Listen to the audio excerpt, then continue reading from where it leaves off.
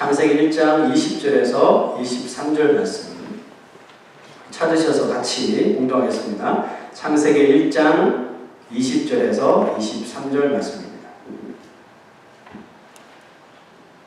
같이 한 목소리로 공독합니다. 시작. 하나님이 이르시되 물들은 생물을 번성하게 하라. 땅 위 하늘의 궁창에는 새가 나르라 하시고 하나님이 큰 바다 짐승들과 물에서 번성하여 움직이는 모든 생물을 그 종류대로 날개 있는 모든 새를 그 종류대로 창조하시니 하나님이 보시기에 좋았더라. 하나님이 그들에게 복을 주시며 이르시되 생육하고 번성하여 여러 바닷물에 충만하라. 새들도 땅에 번성하라 하시니라. 저녁이 되고 아침이 되니 이는 다섯째 날이니라. 아멘. 창세기 6번째 시간입니다. 넷째 날 하나님께서 해와 달에게 빛을 비추는 사명을 주신 것처럼 지난주에 우리에게 주신 그 은혜의 빛, 또 사랑의 빛, 복음의 빛을 어떻게 사명 잘 감당하셨습니까? 해와 달이 날은 날에게 말하고 밤은 밤에게 지식을 전하는 그 사명을 여러분 어떻게 아침과 저녁이 바뀌면서 잘 보셨습니까? 한치 오차도 없이 그렇게 창조 때부터 지금까지 창조주 하나님이 주신 그 사명을 정말 분소리 하지 않고 해와 달이 잘 지키는 거 여러분 잘 보셨죠? 여러분 인간들이 땅에서 이렇게 이 환경을 오염시키고 또 환경을 파괴해도 이 해와 달은 화내지 않습니다. 또 거기에 어떤 성질도 부리지 않고 여전히 똑같은 시간에 뜨고 여전히 똑같은 시간에 지고 선라이즈, 선셋을 반복하는 것을 우리가 볼 수가 있죠. 그런데 우리가 그런 모습을 보고 그 당연하지, 해니까 달이니까 뭐 당연히 그렇게 하는 거 아니야? 당연하지라고만 받아들이면 미안하지만 그 사람에게는 더 이상의 해와 달을 통해서 주는 감동이 여러분 없습니다. 그렇지만 그것을 해와 달이 창조주 하나님 앞에 순종하는 것이구나, 그 순종으로 느끼고 그들의 순종으로 말미암아 우리가 정말 엄청난 이 혜택을 누리고 있음을 감사한다면 여러분 그 당연함이 변화되어서 은혜로 우리에게 다가오는 것입니다. 이와 같은 자연 하나를 통해서도 은혜를 받을 수 있다면 우리의 삶에 부으시는 하나님의 특별한 은총은 정말 가히 말로 형언할 길이 없는 것입니다. 오늘은 창조를 통해 또 어떤 은혜를 주실지 우리가 기대하면서 다섯째 날 창조에 대해서 말씀을 살펴보겠습니다. 여러분 창조가 6일 동안 이루어졌는데 창조 하루하루가 다 브랜뉴잖아요. 그죠? 다 새롭고 다 처음이지만 오늘 다섯째 날은 좀 더 특별한 그런 새로운 특별한 그 처음이 있어 보입니다. 왜냐하면 하나님께서 처음으로 살아서 움직이고 숨쉬는 그런 크리에이션, 피조물들을 하나님께서 처음으로 만드셨기 때문에 그렇습니다. 자, 그림 한번 보시면 Days of Creation, Genesis 뭐죠? 첫째 날, 둘째 날, 셋째 날, 넷째 날, 다섯째, 여섯 이렇게 6일 동안 창조하셨는데 참 기가 막히게도 첫째, 둘째, 셋째 날에는 이 지구가 완벽하게 구성될 수 있도록 그런 프레임들을 딱딱딱 만드셨단 말이죠. 그리고 네 번째, 다섯 번째, 여섯 번째 날은 그 첫 번째, 두 번째, 세 번째 프레임에 필요한 컨텐츠들을 하나님께서 정확하게 딱딱 퍼즐을 맞추듯이 만들어 주셨다. 만약 하나님께서 이걸 대충 아무렇지 않게 순서를 바꿔놨다면 이 지구는 혼란, 카오스에 빠지는 거예요. 그럼 보세요. 첫째 날, 둘째 날, 셋째 날 4, 5, 6번이 1, 2, 3에 정확하게 다 매치가 되면서 하나님께서 6일 동안 기가 막힌 창조를 하셨다는 거죠. 그 중에서 오늘은 넘버 5, 다섯 번째 날에 무엇을 만드셨는지에 대해서 말씀 좀 살펴볼 텐데요. 자, 말씀 한번 봅시다. 하나님이 이르시되 물들은 생물을 번성하게 하라. 땅 위 하늘의 궁창에는 새가 나르라 하시고, 간단하게 이야기하면 물에 있는 피쉬들, 하늘에 있는 새들을 다섯째 날 창조하셨다는 거예요. 제가 인터넷을 통해서 좀 그림들을 한번 무자비가 맞나요? 네, 한번 뽑아왔는데 한번 보시죠. 네, 그냥 이 물들이 이 물고기들을, 생물들을 막 이렇게 번성하게, 생물을 번성하게 만드는 창조입니다. 고기들의 이름을 알 수 없지만 온갖 고기들이 있죠. 그리고 새를 좀 이렇게 징그러워 하시는 분들은 눈을 돌리셔도 되겠습니다. 일부 예배 때 딱 보여주니까 이렇게 하시는 분들이 있더라고요. 네, 새. 근데 여러분 새나 물고기나 하나님께서 다 아름답게 창조하셨으면 우리가 아름답게 보아야 하는 게 맞죠. 자, 이 새들도 하늘의 궁창에 있는 새가 날아라 하시니 이렇게 엄청난 새떼들이 모여든 거죠. 만들어진 거죠. 물들로 하여금 수중 생물들을 번성하도록 하시고 하늘에는 새가 날아라 명령하시니 정말 이것보다 더 팬타스틱한 그런 장면이 있었겠죠. 그죠? 어찌 제가 이렇게 캡처하는 것보다 못하겠습니까? 훨씬 더 멋진 그런 이 다섯째 날의 창조가 있었을 거예요. 하나님이 창조하신 피조물은 처음에 만들 때 그 크리에이션들이 어떤 상태였을까요? 베이비였을까요? 아니면 영어덜트였을까요? 아니면 늙지는 않겠죠. 설마. 어떤 상태로 하나님께서 피조물을 창조하셨을 것 같아요? 아기로 창조하셨을까? 동물들도, 짐승들도, 물고기들도 베이비부터 창조하셨을까? 여러분 어떻게 생각하세요? 저는 하나님이 창조하신 피조물은 창조하실 때 완성체로 만드셨다고 믿습니다. 자, 사람도 어른으로 만드셨고 각종 동물들도 다 자라고 성장한 모습으로 만드셨다고 확신합니다. 왜 이렇게 제가 성경에 그런 말이 어디 있느냐 질문할 수 있지만 제가 왜 이렇게 자신 있게 말씀드릴 수 있냐 하면 모든 움직이는 생물들 오늘 하나님께서 뭐라고 말씀하셨어요? 생물을 번성하게 하라. 번창하게 하라. 무슨 뜻이에요? 창조되자마자 이들에게 주신 사명이 뭐냐면 빨리빨리 새끼들 놓고 생육하고 번성하라는 명령에 따라야 하기 때문에 덜 자란 베이비들로 이게 창조가 됐다면 번성할 수 없죠. 시간이 기다려야 되잖아요. 그래서 저는 이 하나님이 창조하신 피조물은 완성체로 하나님께서 만드셨다고 확신합니다. 그러므로 하나님의 창조를 믿는 사람이라면 우리 흔히 이런 말들 하잖아요. 치킨이 문제예요. 에그가 문제예요. 닭이 문제예요. 알이 문제. 이런 질문들 받을 때가 있잖아요. 그럼 여러분들 뭐라고 이야기합니까? 닭이 먼저인 것 같기도 하고 알이 문제인가? 알이 없으면 닭이 없잖아. 닭이 없으면 알이 없는데 이러면서 막 혼동 속에 빠지는데요. 혼동 속에 빠질 이유가 전혀 없어요. 여러분 하나님의 창조하신 창조물들이 완성체로 창조되었다는 걸 믿는다면 두말할 필요도 없는 거예요. 거기에 갸우뚱할 필요도 없어요. 닭이 먼저죠. 완전한 금방이라도 알을 쑥 놓을 수 있는 장닭으로 하나님께서 창조하셨단 말이죠.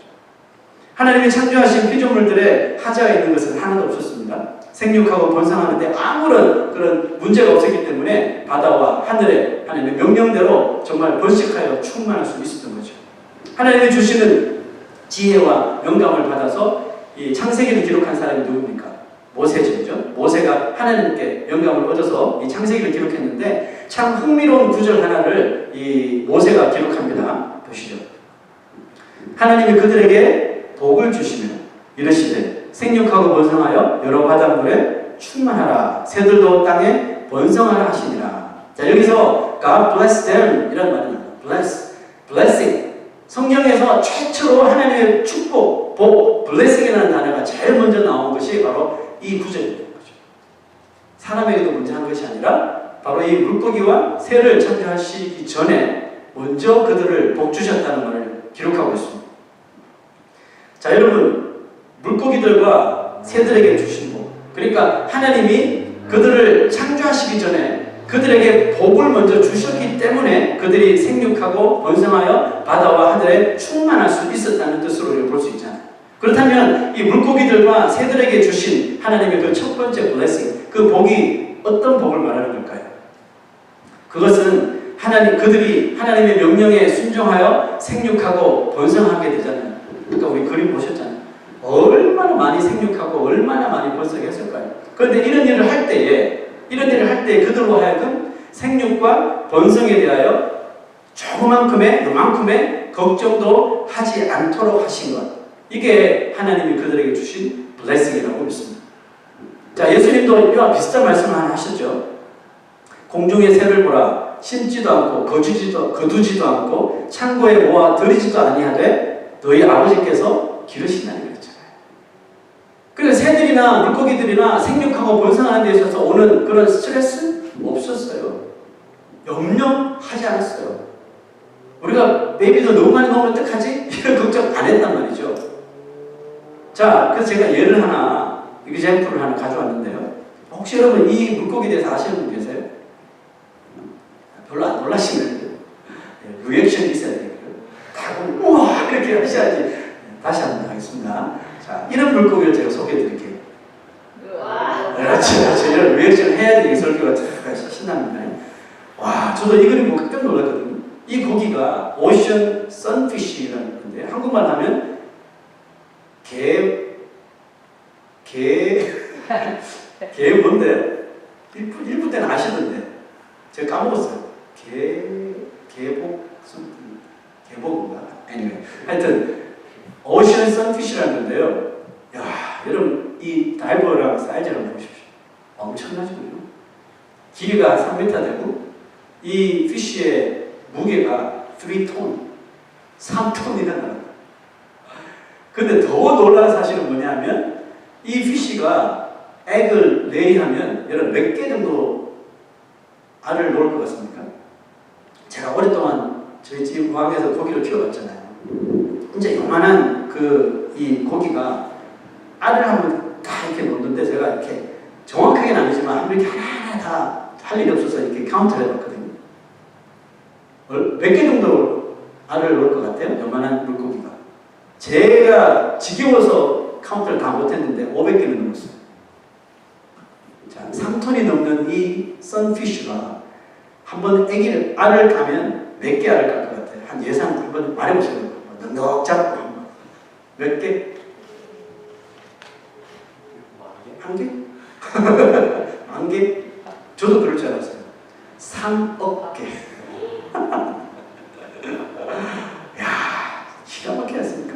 이 선피쉬가 고기들 중에 알을 제일 많이 레이하는 고기가 바로 선피쉬. 잘 기억하십시오. 보통이 아니고요.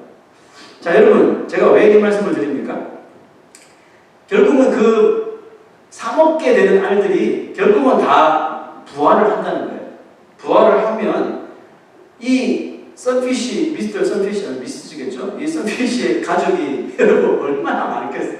3억 자녀를 케어해야 되니까 그냥 스트레스 받지 않을까요? 일일이 다 먹이 어떻게 주고, 저도 저희 집에 길러는 그 피쉬가 보니까 얘가 과연 이 500개 넘는 알들을 다 먹일까 했더니 다 먹어요. 그런데 얘가 먹이는 게 아니라 제가 먹이더라.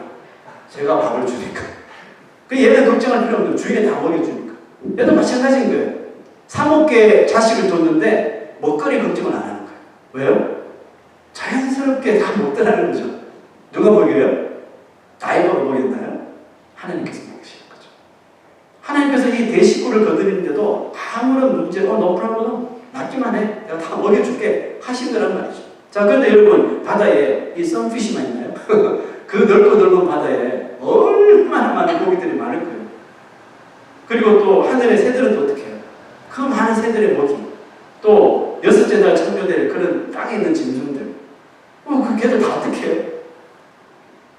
자, 창세기에 또 이렇게 앤서를 이렇게 주십니다. 보십시오. 또 땅의 모든 짐승과 하늘의 모든 새와 생명이 있어 땅에 기는 모든 것에게는 내가 누구예요? 하나님이죠. Creator. 내가 모든 푸른 풀을, 아주 프레시한 푸른 풀을 먹을 거리로 주노라. 이때 사람들은 뭘 먹었을까요? 사람들은 과일을 먹었죠. 사람들만 과일을 먹어요. 짐승들은 풀만 먹었어요. 여러분, 그때 만약에 땅에 있는 모든 짐승들, 하늘에 있는 새들이 사람이 먹는 과일까지 먹었다면 사람들 먹을 거 없어지는 거죠. 하나님께서 기가 막히게 나누셔가지고 얘들은 다 푸른 풀을 먹도록 먹거리를 다 제공하셨다는 거죠. 이거 보세요. 정말 이러니 신기하고 놀랍게도 이 세상에 탄생된, 창조된 모든 이 피조물들이 한 마리라도 태어나서 자라면서 먹을 것 걱정하는 일이 없었다는 거죠. 아까 선피쉬만 봐도 그 3억 중에 그 큰아들이, 아버지, 우리가 3억 형제 자매인데 어떻게 다 먹여 살면 우리 큰일 났습니다. 독립할까요? 이렇게 질문하지 않았을까요? 그런데 한 마리도 그런 걱정을 해본 적이 없다는 거예요. 그러므로 이들이 가진 이 놀라운 이 생명력이 바로 하나님이 주시는 blessing, 축복이었다는 것입니다. 하나님이 그들의 생명을 지키시고 보존하시기 위해서 주신 그 blessing 가운데 두 가지를 한번 생각해 볼 텐데요. 첫째는 뭐냐면 그 짐승들, 물고기들, 새들이 스스로 컨트롤할 수 있는, 셀프 컨트롤 할 수 있는 어빌리티를 이 피조물들에게 주셨다는 거예요. 자, 보세요. 뭘 셀프 컨트롤 할까요? 여러분, 물고기, 새, 짐승들이 뭘 셀프 컨트롤 할까요? 그들은 아무리 자기가 배가 고파도 자기 몸에 맞는 정해진 그 양을 딱 먹으면 그다음부터는 먹지 않습니다. 절대로 과식하지 않는다는 뜻이.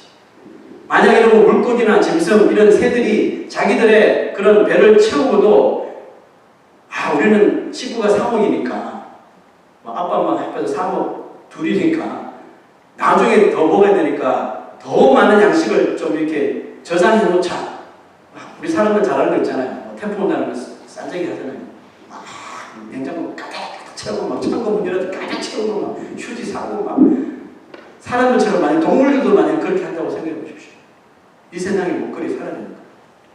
근데 그렇게 하지 않도록 인스팅트리 하나님께서 그의 본능을 그런 걸 하지 않도록 만들어 주셨다는 거죠. 그래서 하나님이 그들을 만드실 때 그들이 아무리 배가 고파도 그 양만 배만 딱 채워지면 절대로 헌팅을 하지 않습니다. 여러분 우리가 동물의 왕국 이런 거 보시면 그 무서운 상어도 또 엄청난 대식가인 이 고래도 또 밀림의 왕 사자도 배가 딱 불러지면요 눈앞에 먹이가 왔다 갔다 해도 쳐다보지 않습니다. 그 맛있는 이 사냥감이 앞에서 막 놀아도요 쳐다보지도 않아요. 왜? 식사 끝? 식사 끝? 이미 문 닫아버리니까 먹을 리가 없는 거죠.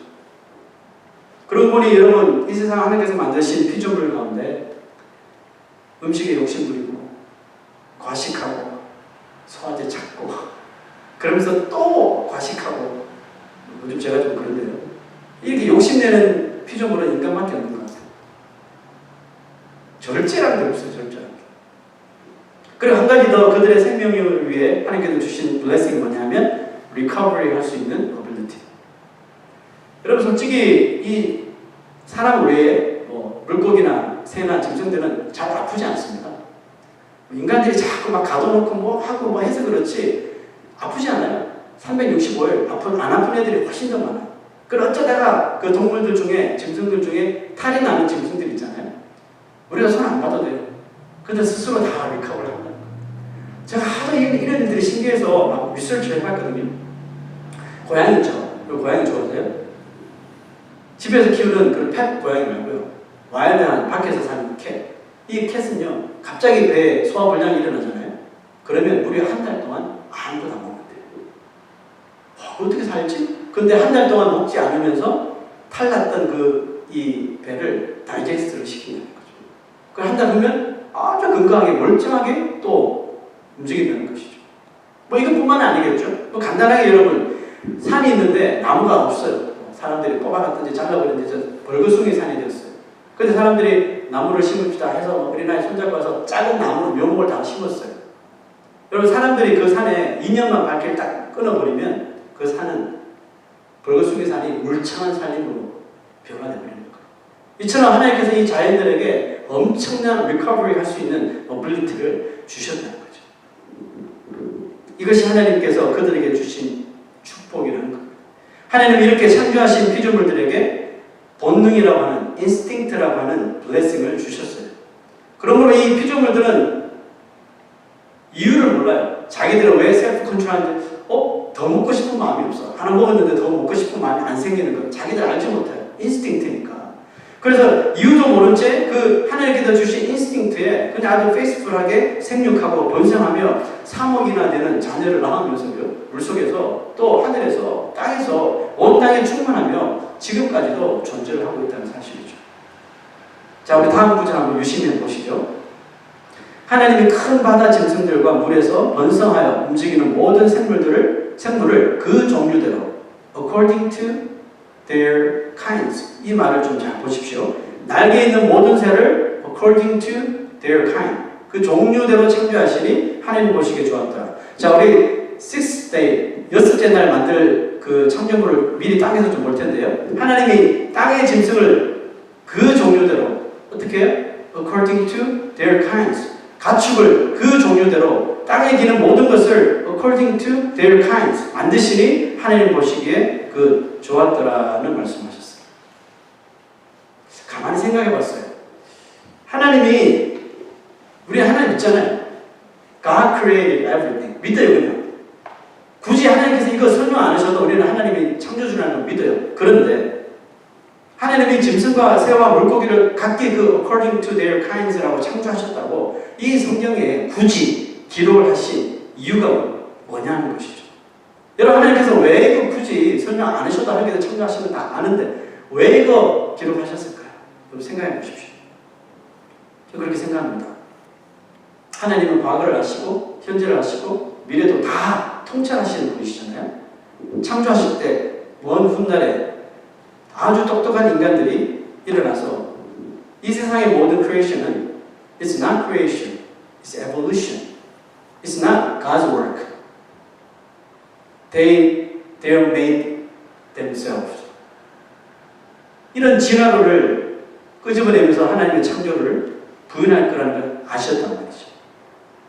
자, 여러분 여기서 according to their kind, 그 종류대로라는 단어는 이 kind, 종과 종이 다 이렇게 믹스돼서 짬뽕돼가지고 스스로 이렇게 대진화가 일어난다는 그러한 이 진화론을 성경적으로 아주 정말 퍼펙트하게 택할 수 있는 그런 이 단어라는 거예요. according to their kinds. 성경에 만약 이 구절이 들어있지 않았다면 상상해 보세요. 크리스찬들이 하나의 크리에이션을 믿는데 이 진화론을 믿는 사람들한테 이것을 explain할 길이 없는 거예요. 그렇죠? 그러면 그리스도인들이 얼마나 애를 먹게 되었을지 여러분 상상이 되지 않습니까? 그걸 미리 아시고 하나님께서 긴 설명 필요 없이 아주 간단하게 according to their kinds, 종류대로 창조하셨다고 딱 성경에 기록하신 거예요. 정말 감사하지 않습니까? 그 종류대로 창조하시니 말씀과 같이 이 종과 종은 완전히 다른 메커니즘으로 움직이며 생존해요. 무슨 뜻이에요? 물에서 태어난 애들은 물에서만 살고 하늘에서 태어난 애들은 하늘에서만 살고 땅에서 태어난 종들은 땅에서만 태어나요. According to their kinds. 자기네들끼리 모여서 생육하고 번성하고 이 땅에 충만하게 존재하도록 하셨다는 사실이에요. 그런 그 말은 물고기가 어느 날 갑자기 핀들이 없어지면서 렉이 생기면서 뭐 물 밖으로 나와서 걸어 다닐 수 없다는 거고, 새나 육지 동물들이 이제 하늘과 땅에서 사는 게 지겨워 물속에서 좀 살아볼까?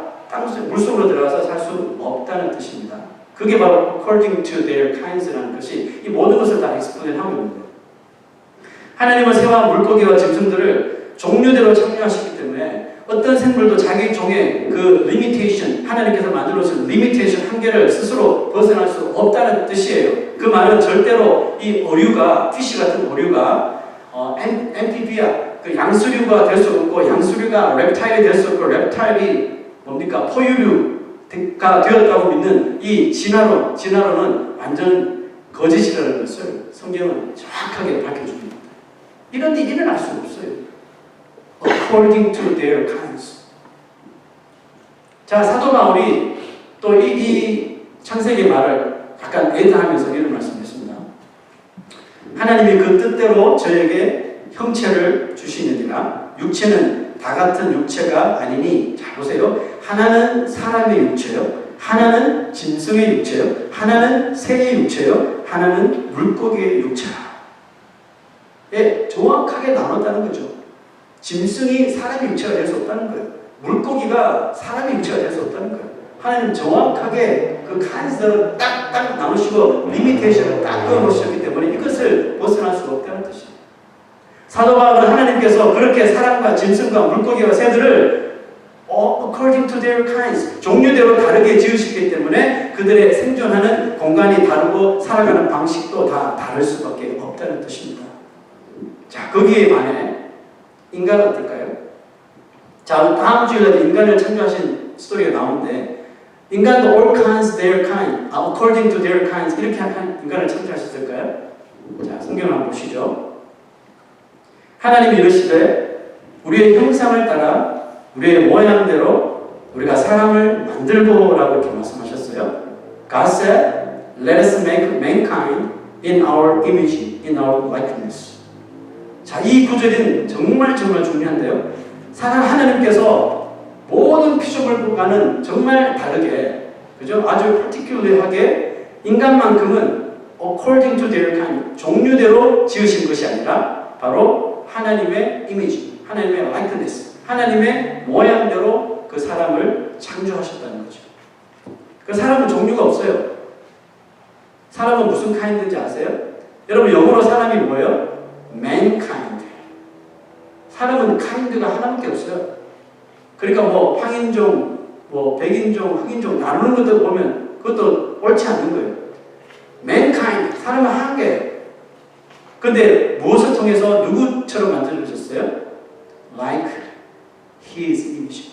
하나님의 형상과 하나님의 이 모양대로 만들어졌다는 겁니다. 그래서 사람을 영어로 mankind라고 하고요. 이 mankind가 히브리어로 뭔지 아세요?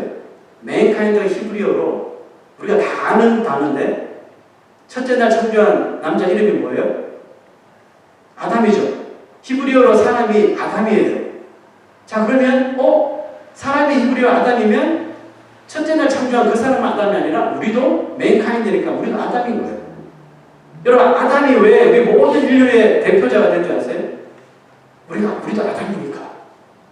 이해가 되십니까? 사람, 맨카인드, 원카인드예요. 사람, 맨카인드, 아담. 여러분 우리도 다 아담인 거예요. 아담이 선악과를 따먹고 범죄할 때 우리도 영적인 아담으로 그 자리에 함께 있었다는 뜻이죠. 그러니까 우리가 오리지널 신을 가지고 태어나는 거예요.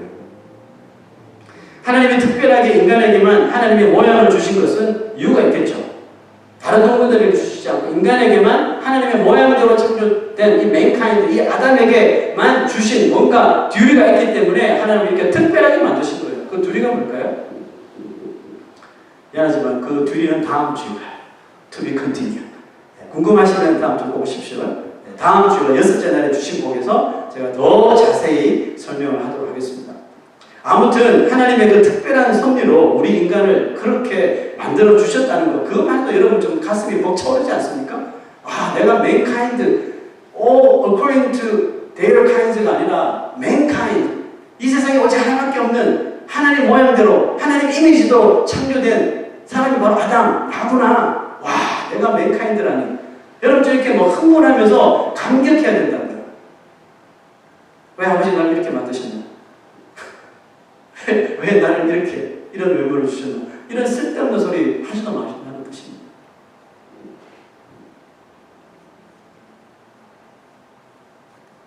여러분 문제가 있어요. 하나님은 자신의 모양대로 이 세상의 어떤 피조물들보다 정말 아주 스페시픽하게 우리를 맨카인드로 만들어 주셨어요. 하나님의 모양대로 만들어 주셨는데 세상을 가만히 보세요. 하나님의 모양대로 살아가는 사람이 많아요? 자기 마음대로 살아가는 사람들이 더 많아요? 하나님 분명히 다른 물고기, 새, 짐승들보다 완전히 다르게 하나님 모양대로, 이미지대로 우리를 만들어 주셨는데 하나님 모양대로 살아가는 것보다 자기 마음대로 살아가는 사람들이 이 세상에 훨씬 더 많다는 뜻이에요. 교회를 다니고 예수를 믿는다는 사람들조차도 하나님의 모양대로 살아가지 않고 하나님의 캐릭터대로 살아가지 않고 자기 자신의 캐릭터대로 자기 자신의 본능대로 자기 자신의 이고가 이끄는 대로 살아가 버린다는 거죠. 그래서 만들어내는 것이 바로 죄라는 것입니다.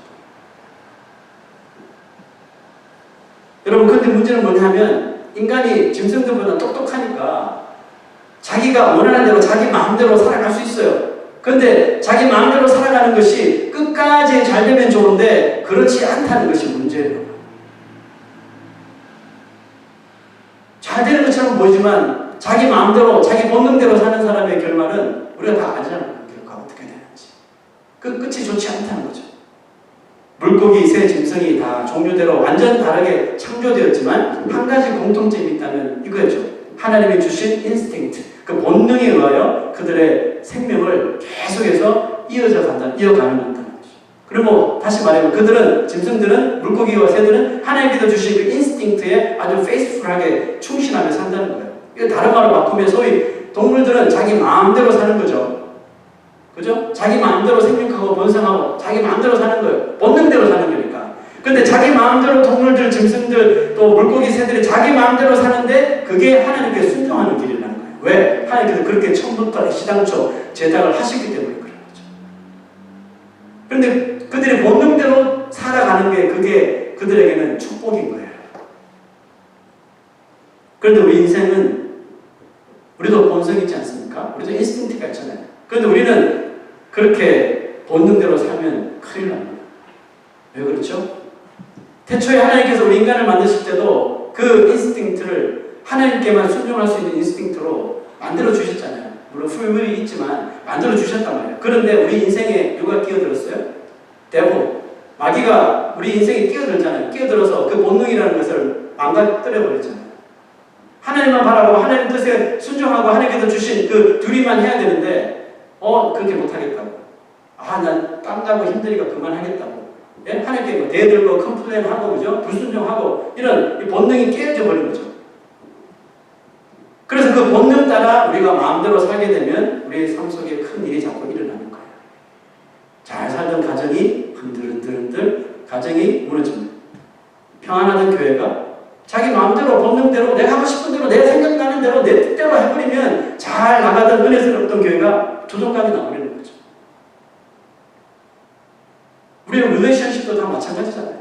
가족과의 릴레이션십. 그렇게 사랑하던 관계가 어느 날 깨지는 거예요. 왜요? 자기 마음대로 하고 싶으니까 내가 본능대로 하겠다고 해보세요. 다 깨지지. 뭐 나라도 마찬가지겠죠. 그러니까 적어도 우리 인생만큼은 하나님 모양대로 창조된 우리 인생만큼은 본능대로 살면 안 돼요. 내 이고가 이끄는 대로 살아서는 안 돼요. 내 경험대로 살아서는 안 된다는 뜻입니다. 그러므로 우리 성도들은 비록 믿지 않는 사람들과 세상이라고 하는 공간에 같이 있을 수밖에 없지만 우리는 절대로 내 마음이 이끄는 내 본능대로 사는 것이 아니라 어떻게 해요? 하나님 형상 따라 하나님 모양 따라 창조되었으니까 이 세상을 하나님 모양대로 사는 것이 맞다는 거예요. 여러분 이런 삶을 사도 바울은 어떤 삶이라고 했냐면 The Life of Resurrection, 부활의 삶이라고 말하고 있는 거예요. 자, 고린도전서 한번 볼까요? 죽은 자의 부활 도착. 이것은 그리스도인들이 성도들이 죽으면 부활할 텐데 그 부활의 몸은 어떨까? 거기에 대해서 답을 한 거예요. 죽은 자의 부활도 이와 같으니 썩을 것으로 심고 부활의 몸은 어때요? 썩지 아니할 것으로 다시 산다. 욕된 것으로 심 우리 인생이 다 욕된 것인데 영광스러운 것으로 다시 산대요. 약한 것으로 심었는데 강한 것으로 다시 산대요. 육의 몸으로 심었는데 신령한 몸으로 다시 사나니. 그 다음 구절 보세요. 육의 몸이 있은즉 또 신령한 몸이 있느니라. 아멘. 여러분 예수를 믿고 born again 한 그리스도인들은 이미 죽음에서 부활한 몸이죠. 물론 두 번째 부활이 남아있지만 이미 부활한 몸이에요. 그러면 우리는 우리 몸에 육의 몸만 있는 것이 아니라 신령한 몸도 함께 있다는 뜻이겠죠. 믿으십니까? 네. 다섯째 날 주신 복은 여러분 하나님이 주신 뭐예요? 정말 끈끈하게 이 세상을 살아갈 수 있는 생명력이라고 하는 것을 축복을 동물들뿐만 아니라 짐승들뿐만 아니라 물고기 새뿐만 아니라 여러분 우리에게도 주시는 거예요. 물고기 새 짐승은 육체 본능적으로 그 복을 누리지만 우리 맨카인드 우리 아담은 육의 몸으로 그 복을 누릴 수가 없어요. 왜냐하면 육의 몸으로만 살면 우리 삶 속이 동물들처럼 오배하는 것이 아니라 세상의 온갖 염려와 걱정을 다 가지고 살게 됩니다. 다른 피조물들이 신경 쓰지 않는 것, 여러분 우리가 육의 몸으로 살면 그거 다 일일이 다 신경 쓰면서 사는 거예요. 여러분 가만히 한번 생각해 보세요. 지금 우리가 하는 걱정거리가 있잖아요. 뭐 저한테 말씀 안 하시지만 이런 걱정거리 다 있잖아요. 지금 당장 오늘 예배 드리면 아니면 예배가 언제 끝나 이런 걱정이 있을 수도 있을 거고 예? 오늘 예배 마치면부터 뭐 스케줄이 있는데 차지 있으면 어떡하지? 아니 바꿔지도 않는데 미리 걱정하는 거예요. 지금 우리 둘째 딸은 정말 주일날 학교가 시험을 보는 바람에 지금 시험 치러 갔단 말이에요. 아침에 예배 드리고 걔가 시험을 잘 치고 있을까? 이런 쓸데없는 걱정을 설계하면서도 할 수 있단 말이죠. 근데 잘 생각해 보십시오. 우리가 늘 하는 이런 걱정거리가 내 안에 있는 내 육의 몸이 하는 거예요? 아니면 신령한 몸이 하는 걸까요?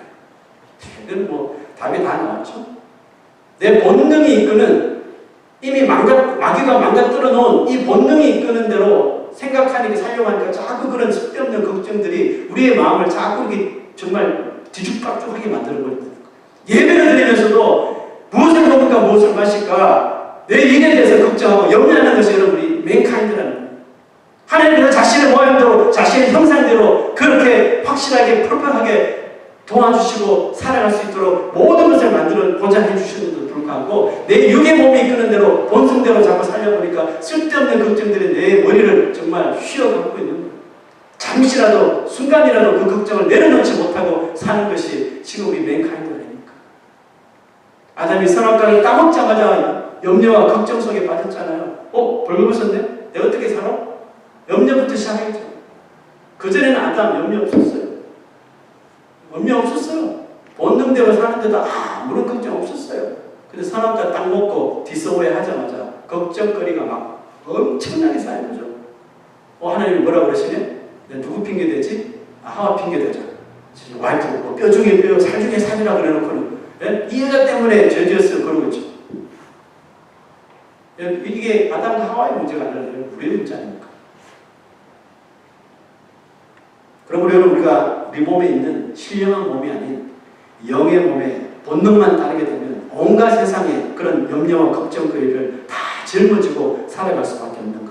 하지만 성도에게는 뭐가 있어요? 신령한 몸이 있어요. 거듭난 성도에게는 성령이 거하시는 신령한 몸이 있단 말이죠. 성령이 거하기 때문에 우리가 그 성령에 순종하기만 한다면 이 육체의 몸, 육체의 본성을 우리가 다 이길 수가 있다는 사실입니다. 아멘입니까?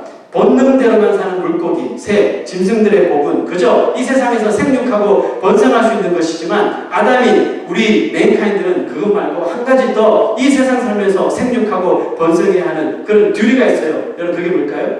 우리의 삶 속에서 성령께서 이끄신 대로 순종할 때에 성령의 열매들이 주렁주렁 맺히겠죠? 이런 성령의 열매들이 우리 삶 속에 끊임없이 생육되고 번성되어야 할 줄 믿습니다. 여러분 그것이 우리의 듀리라는 거예요. 이렇게 살고 싶죠. 성령의 열매가 우리 삶 속에 날마다 정말 번창하기를 원하시죠. 그죠? 사랑하고 절제하고 온유하고 그죠? 이런 거 있고 싶어 하잖아요. 그죠? 한 가지만 기억하면 여러분 그 성령의 열매가 우리 삶 속에서 번창하고 정말 번성할 줄 믿습니다. 그게 뭐예요? 지금까지 살아온 나의 모든 삶 속에 우연은 없고 당연한 것은 하나도 없어요. 그 안에는 역사적으로 치밀하게 계획하시는 하나님의 은혜, 하나님의 은혜가 있었다는 사실을 기억하시면 됩니다. 아멘. 이 사실을 인정하시고 감사해 보십시오. 우리의 삶에 더 크고 더 깊은 은혜의 복이 우리 삶 가운데 임할 줄로 믿습니다. 걱정이 사라지고 평안이 찾아올 거예요. 괴로움의 눈물 대신 기쁨의 눈물이 우리 삶 속에 정말 찾아올 줄로 믿습니다. 우리 다 같이 일어나셔서 은혜라